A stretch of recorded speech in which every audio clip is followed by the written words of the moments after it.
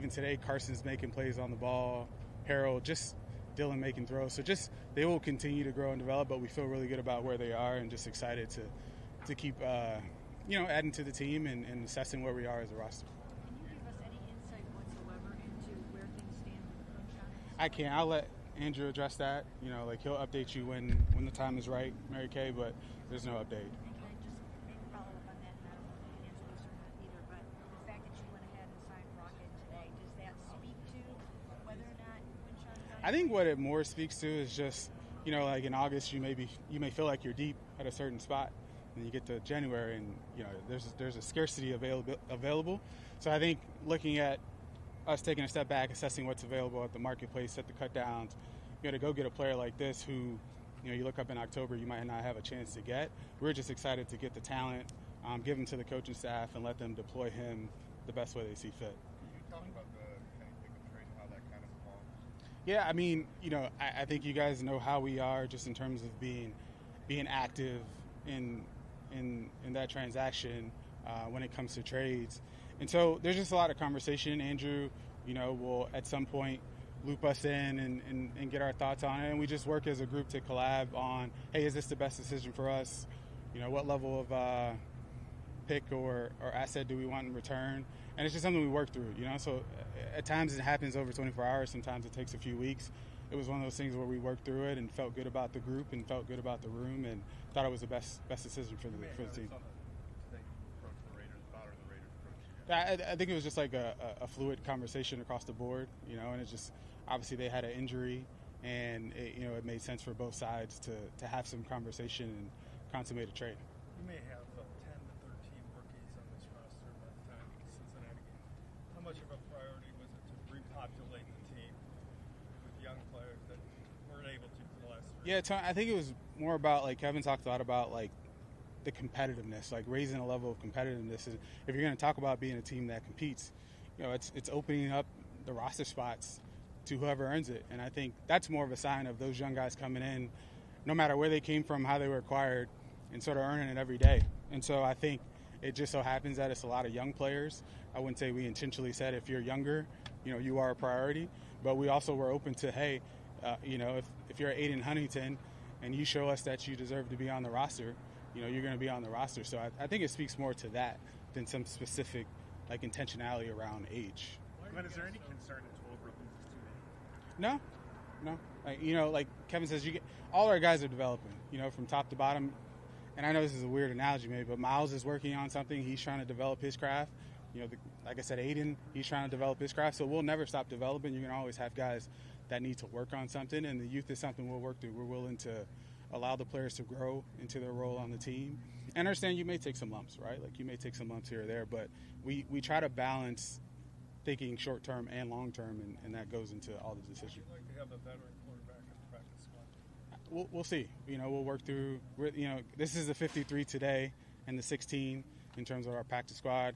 Kevin and AB, I'm sure, will discuss where we sit holistically as a roster, and we're always going to be tweaking and working through what's the best fit for us. What have you seen so far out of Isaiah Bond when you're watching him in the game and out here? Yeah, he's come to work every day. Like you obviously, we have a lot of assessment and evaluations on him coming out, and we understand that he can run and make plays, and so he's really shown kind of who he is. And we'll let Kevin figure out how to use him and how much to use him and when to. But he's kind of done what we've asked so far in terms of integrating into the team and just the overall organization. With the backup quarterback being a play away, and you've been here a few years, so you know how that Ferris wheel tends to spin 100%. here. Why are you guys so confident that Dylan Gabriel's ready to step on the field? Yeah, I think like Kevin said, I think it's you look at the work he's put in every day. You take the foundation of his college career and his experience and all the things that he did in college as well. Like, it's a running eval, it's a running resume. And so I think he just put a lot of trust. He gained a lot of trust from the coaching staff just in terms of how he worked. And we feel good about it. So look, every player is a player away. And I know Dylan's going to prepare and put himself in position. And if he needs to be ready, he'll be ready.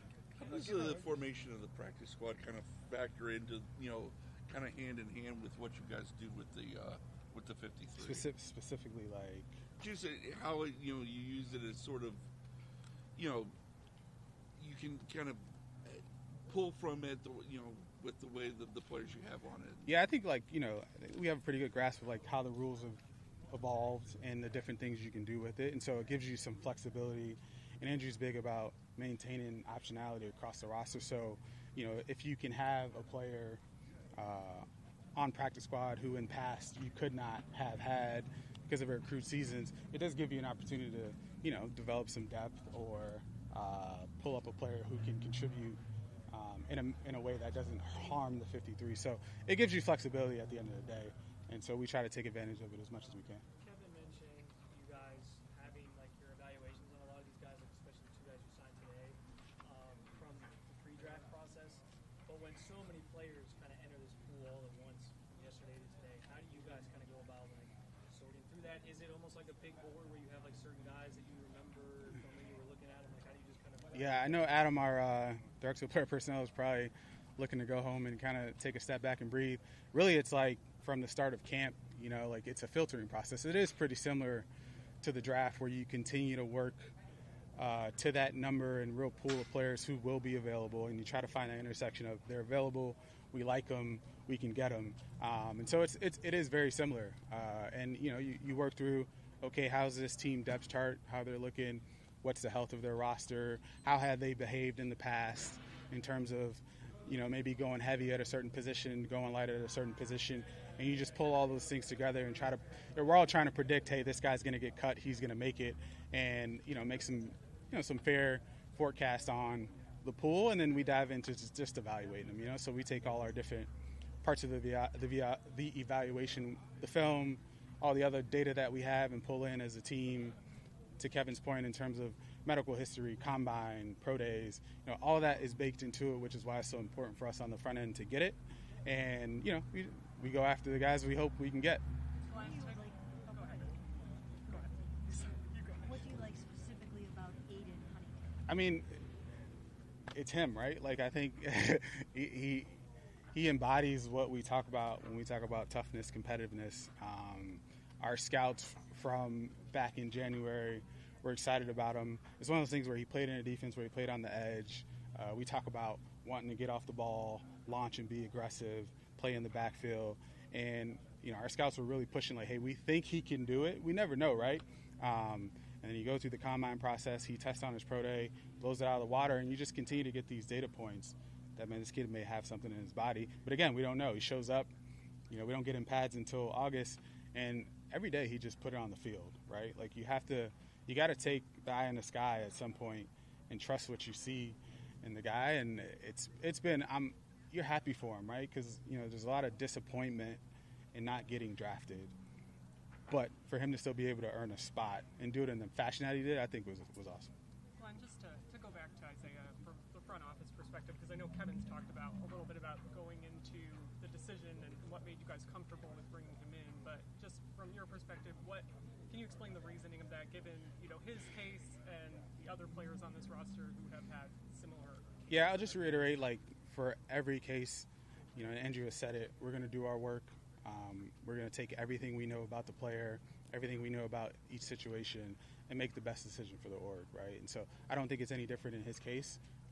We expect him to come in and, like I said, integrate himself into the team and organization and be the best version of himself, and so far he has done that. What about Gage? He was obviously impressive this summer. What do you think is next for him in terms of... I don't know. A lot of it comes down to how much opportunity.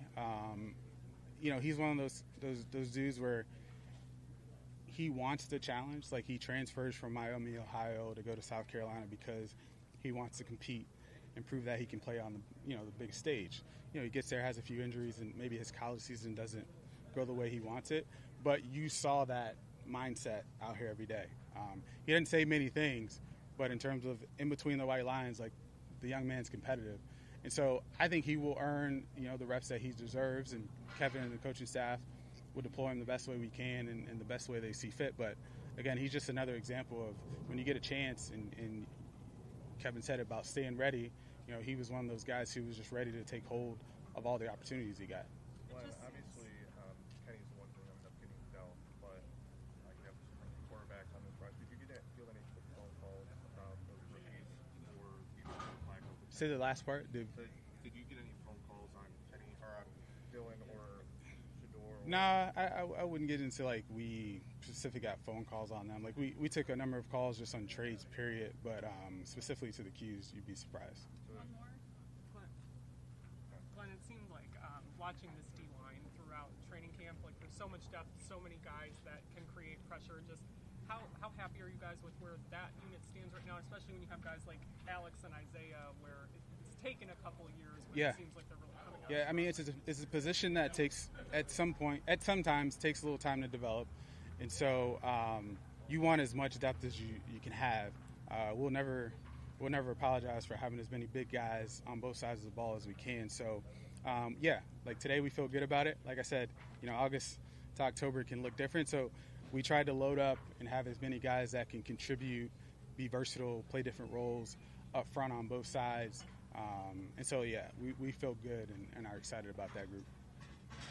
Appreciate y'all.